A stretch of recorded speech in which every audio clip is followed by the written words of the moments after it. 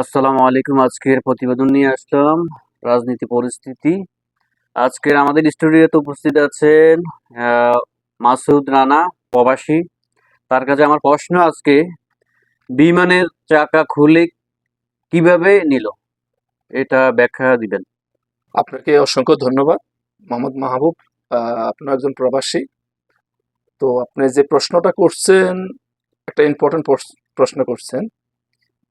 বাংলাদেশে বিগত এক বছরে যে সমস্যাগুলো হইতেছে এখন বর্তমানে, সেগুলো আমরা বিগত কয়েক বছরও দেখিনি। হোক আওয়ামী লীগ শাসন আমল, হোক বিএনপি 2001-6 পর্যন্ত, এরকম আমরা দেখিনি।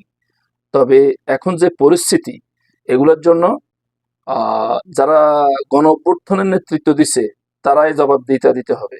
কেননা আমরা আগে এই ধরনের সমস্যা দেখিনি। এখন প্রতিদিনে সোশ্যাল মিডিয়াতে মারামারি, কাটাকাটি, বিভিন্ন ধরনের সমস্যা। যেখানে একটা নিরাপত্তা জায়গা, বাংলাদেশ এয়ারপোর্টটা, ঢাকা হযরত শাহজালাল আন্তর্জাতিক বিমানবন্দর, সেখানে বিমানের চাকা চুরি হয়েছে, এটা বলার মতো না।